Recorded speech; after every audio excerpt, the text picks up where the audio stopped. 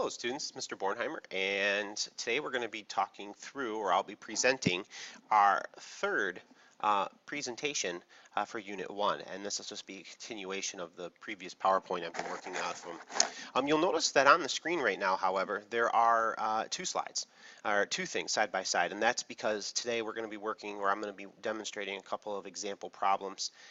These example problems, as you will see, I think hopefully will be pretty helpful. So.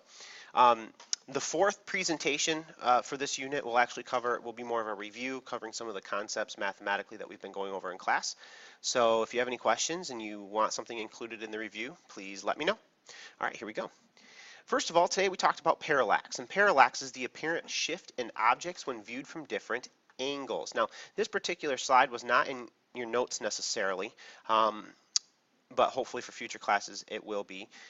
One of the cool things about parallax, which is interesting, is that if you want to go ahead and kind of test this idea, take your finger and hold it up in front of your face. Okay, so I'm going to hold it up here and I'm going to put it out in front. I'm going to close one eye and I'm going to look at my finger and I'm going to quickly shift to the other eye. And when I do that, you'll notice that your finger shifts from left to right.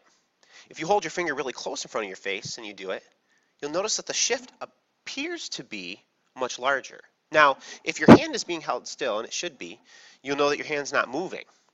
So this apparent shift, not an actual shift, but an apparent shift in objects is actually is what we call parallax. And it was actually used by ancient astronomers to kind of figure out the distance to the planets. See, one of the cool things about parallax is because we're measuring from two different angles, we can apply some geometry. And when we use geometry, like some of the ancient Greeks were really good at, they were actually able to apply it to real things, to find the distance of objects really far away just by looking at them from different angles. So it was really kind of neat.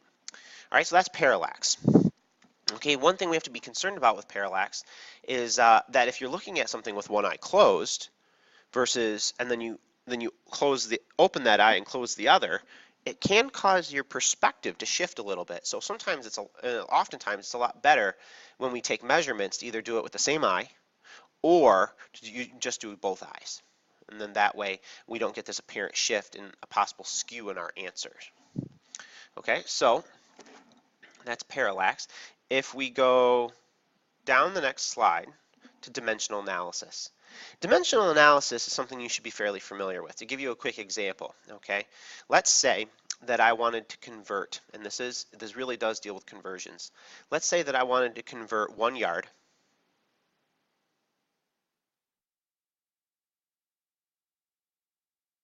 my tablet's being kind of funky here. And I wanted to convert that into something that was, let's say, in inches. Okay, so I wanted to convert in inches. All right, now one of the things I would really need to be concerned with here is how am I going to get from yards to inches? All right, so we have to kind of plan out our attack here.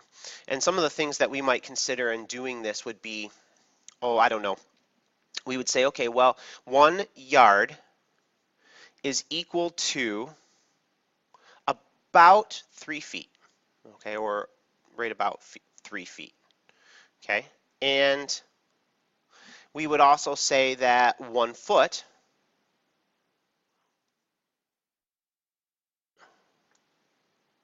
okay, I'm having a hard time here with my pen, is equal to approximately 12 inches. Okay, so when we're actually doing this, we're saying, okay, 1 yard, going from yards to inches, we're going to need 1 yard is equal to 3 feet, and 1 foot is equal to 12 inches.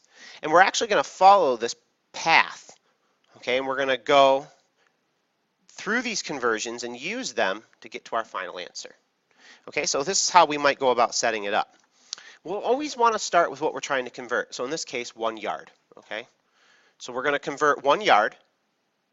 And anytime we start with a value like this, it helps if we put it over 1. Okay, and the reason for that is that when we lay it all out, and you can either use parentheses and fractions, or oftentimes a lot of people will put them in a table like this, we want to be able to put things in the numerator and denominator so that the units will cancel.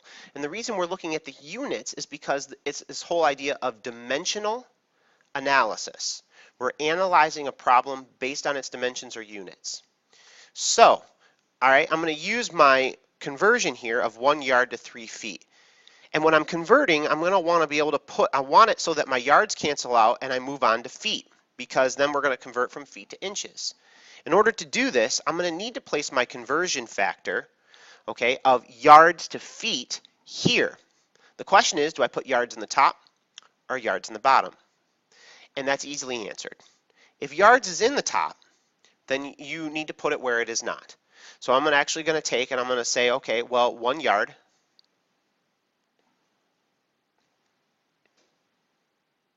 is equal to 3 feet.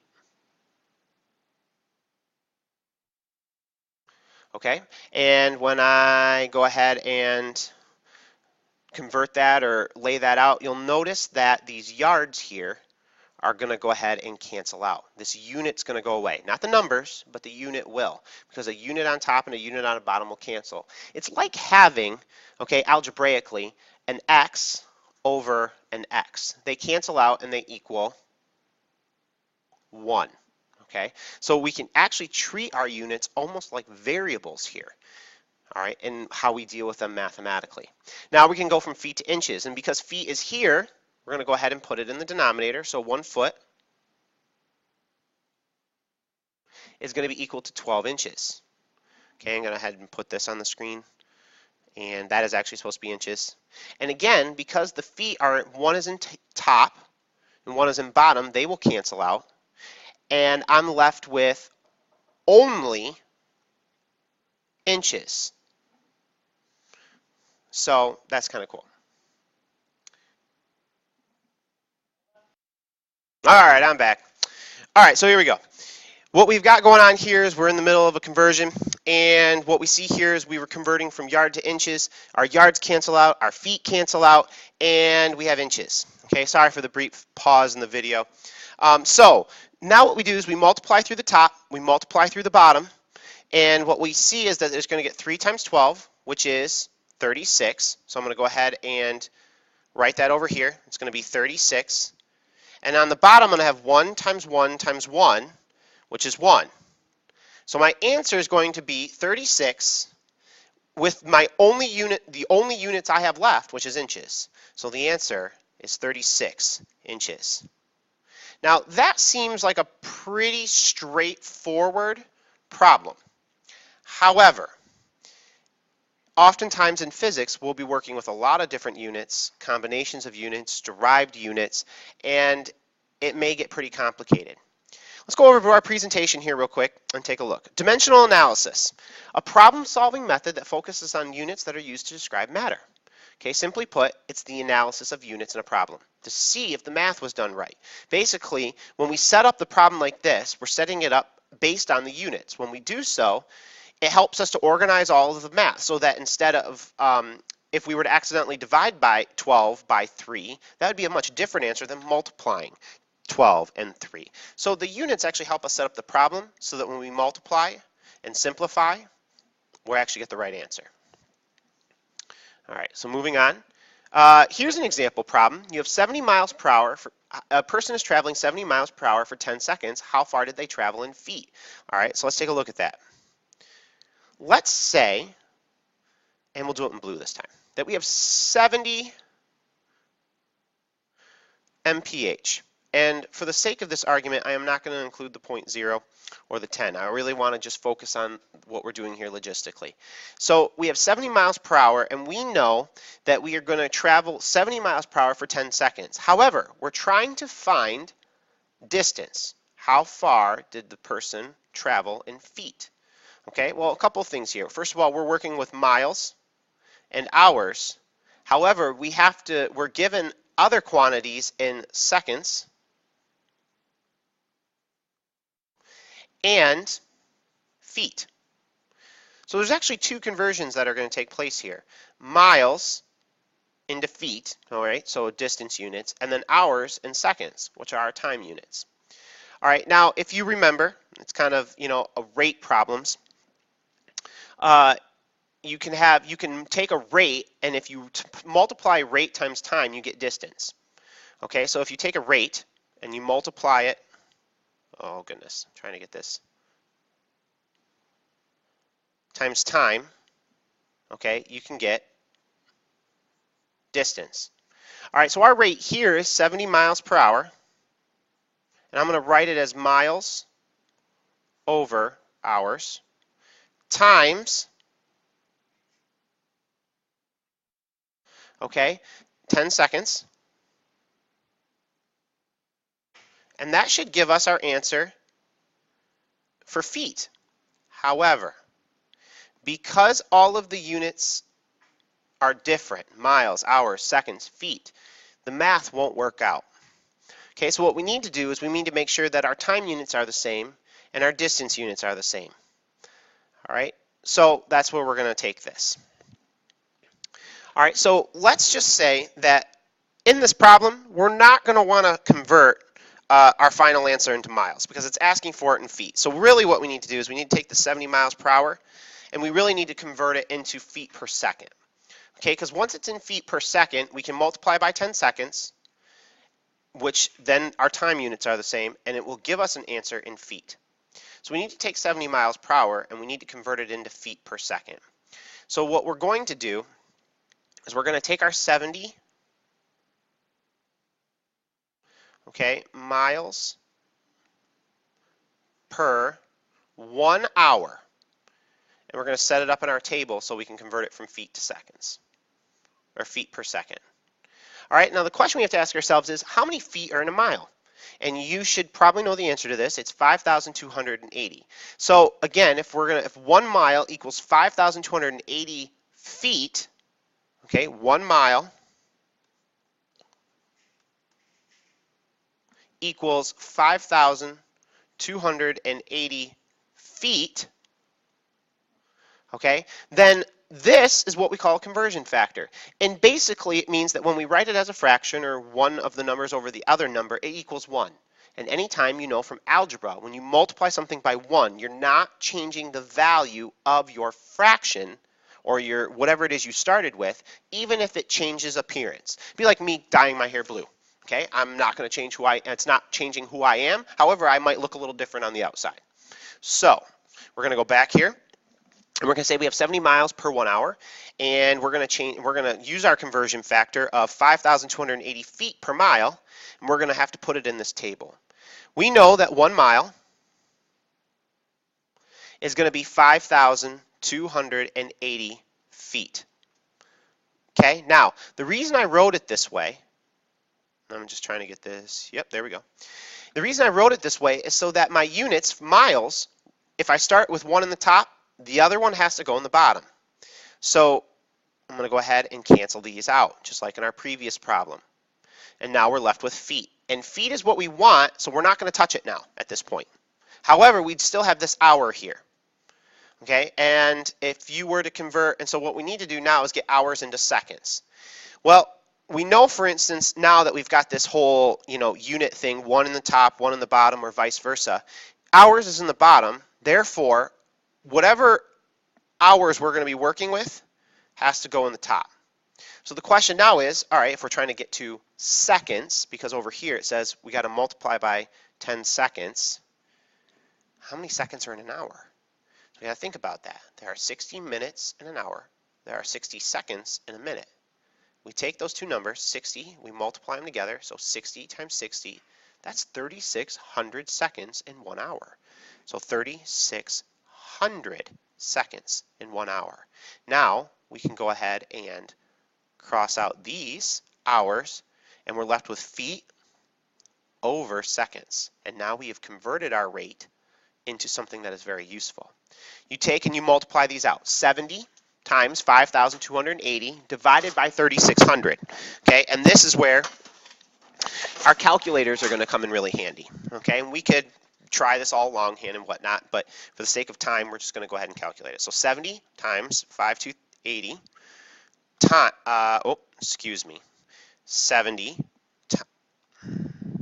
calculator issues times 5,280 equals, okay, not going to tell you what that is, all right, it's a big number though, it's in the hundreds of thousands, and we're going to divide that by 3,600. Okay, and I'm going to get a value of approximately 102.6 feet per second. Okay, 102.6. Now if I go back and I look at my equation, I now have rate, which is 102.6 feet per second, and I'm going to multiply that by 10 seconds. Now, since the units are the same, they're going to cancel. So 10 times 102.6 is 1,026, and that would be our answer. When you multiply a rate times time, you get distance. The seconds drop out, and you're left with feet. So our answer literally is going to be 1,026 feet. If we wanted to get really particular about our significant digits, because remember, sig figs are, in essence, our way of determining how accurate our measurements are. And in this problem, we see that our sig figs were good to 3. Our answers were good to 3 significant figures. So if we wanted to round this to 3 sig figs, okay, with all of the multiplication and everything we were doing, then we would say that this was approximately 1,030 feet. And that would actually be the scientifically appropriate answer. And that is dimensional analysis. There are a couple of example problems in here yet. Okay, there's talking about conversion factors, which we kind of covered in this presentation already. Dimensional analysis, how many inches are in 2.7 feet? Okay, that's a problem you might want to try. All right. Here's another question. Okay, when we're converting using just the metric system. Let's take a look at this for just a minute. And I'm not going to necessarily look at this. What I am going to look at, though, is let's say that we have 10 millimeters. Okay, and I wanted to write that in meters. One of the cool things that we discussed in the first day was prefixes. And the prefix here is milli, which means times 10 to the negative third. Trying to get this down over here. Okay, it's not really cooperating, but that's a 3, okay? Believe me when I say that that's a 3. All right, so when we are using prefixes like this, we can actually take the letter out and substitute in its value from our prefix table. So if we wanted to know how many 10 millimeters was in meters, we'd have to use scientific notation, but basically it becomes 10 times 10 to the negative 3 meters. Now, the one thing that you have to be concerned with here is that this is not scientific notation. Okay, so we would have to convert this into scientific notation, and here's how we would do that. If you have 10 times 10 to the negative third meters, what I like to do sometimes in breaking this out, for those of you that are really good at moving decimal places and raising or lowering exponents, this is really going to be very redundant for you or more than what you really need. However, if scientific notation is something you struggle with, here's a good method that would help you, I think. And it's one extra step, but it really makes it very clear what the answer is. And if anyone uses this step in trying to convert numbers like this into scientific notation, oftentimes your answers will always be right. So it is a kind of a surefire way of getting the right answer, taking that one extra step. So what we would do is we would take this 10 and we would write it in scientific notation and then substitute it back into this expression. So we would take this 10 and we would say, well, that's really 1.0 times 10 to the first. Okay, that's really what 10 is. It's 1.0 times 10 to the first. So if we substitute that back in here for this 10, we get an expression that looks like this. 1.0 times 10 to the first times 10 to the negative third meters. And when you have something like this, 10 to the first, 10 to the negative third, and the bases are the same, you should recall from algebra, exponent rules say you can just add them. So our answer really is going to be 1.0 times 10 to the negative 2 meters. And that would be the appropriate answer for something like 10 millimeters. And what is it? in meters. Okay, so you can actually use this conversion process here. Now, you can also use dimensional analysis in the same way.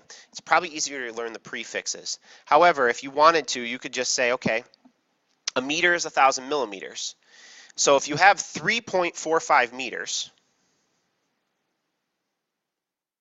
okay, and that's over 1, well, how would you set this up? You would say, well, 1 meter, okay, again, crossing here so that these units cancel, is equal to, well, it says here, 1,000 millimeters.